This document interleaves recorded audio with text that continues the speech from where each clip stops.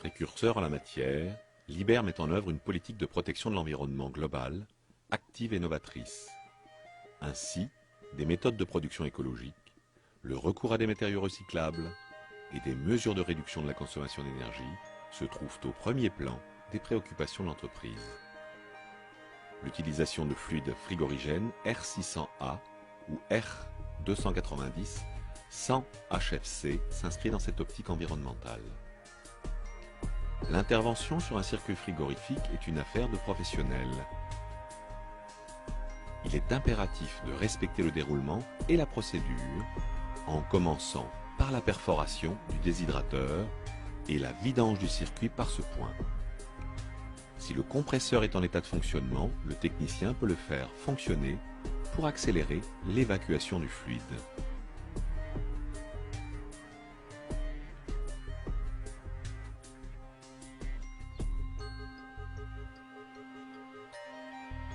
Le tube doit être parfaitement propre. Pour cela, le nettoyer à l'aide d'une toile abrasive par un mouvement rotatif.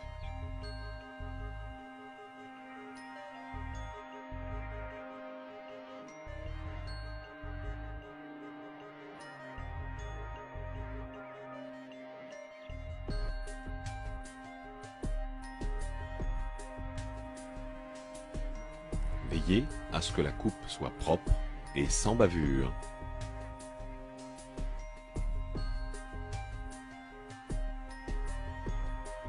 L'intervention sur le circuit est réalisée à température ambiante.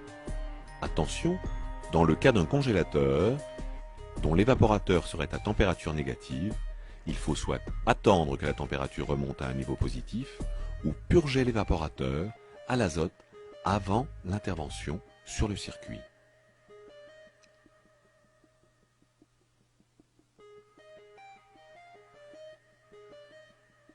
Il est important de respecter le temps de séchage de la colle lock-prep dans le cadre de l'apposition des raccords lock-ring. Pour le cuivre, laissez sécher pendant 4 minutes à une température ambiante de plus 18. Pour le fer, 8 minutes et pour l'aluminium, 18 minutes.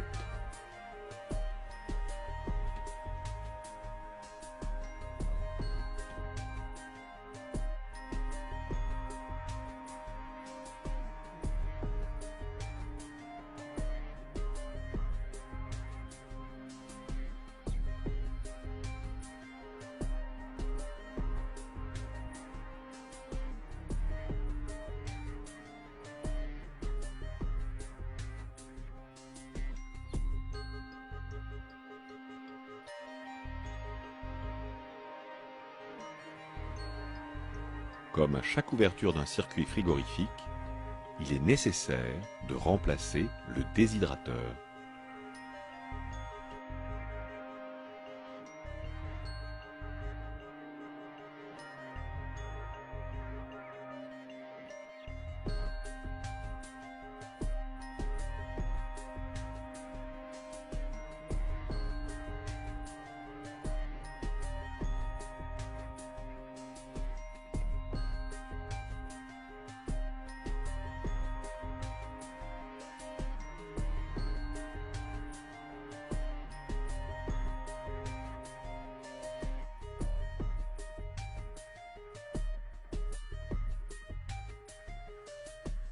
Pour éviter d'obstruer l'extrémité du capillaire, il faut veiller à le faire dépasser du raccord. Appliquez ensuite quelques gouttes de lock-prep et tournez le raccord pour bien répartir la colle.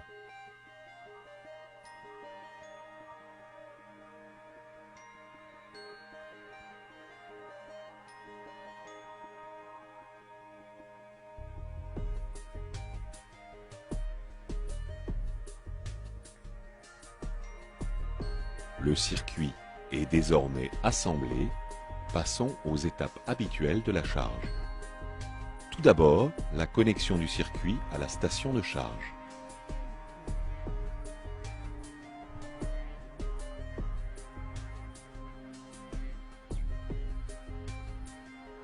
Relions à présent la bouteille de fluide R600A ou R290 à la station de charge. La nature et la quantité de fluide sont indiquées sur la plaque signalétique de l'appareil, en l'occurrence 45 grammes. Effectuez le tirage au vide. Procédez maintenant à la charge en respectant au gramme près la quantité de fluide prescrite à l'aide d'une balance électronique. L'appareil a été mis en service pendant le chargement du fluide. Pincez la queue de charge avec la pince à obturer. Retirez le raccord rapide et fermez hermétiquement la queue de charge avec un bouchon lock-ring.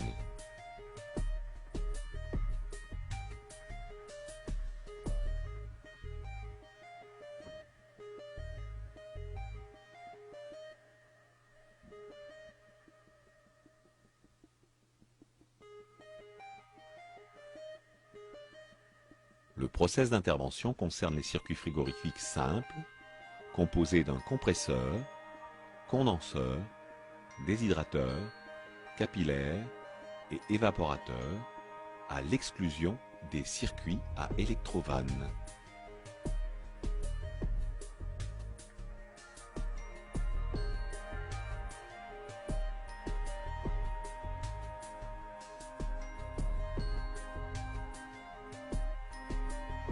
À la fin de l'intervention, pensez à contrôler les raccords avec un détecteur de fuite gazeuse. Bien sûr, veillez à intervenir dans un local ventilé et respectez les consignes de sécurité habituelles adaptées à une intervention sur un circuit frigorifique.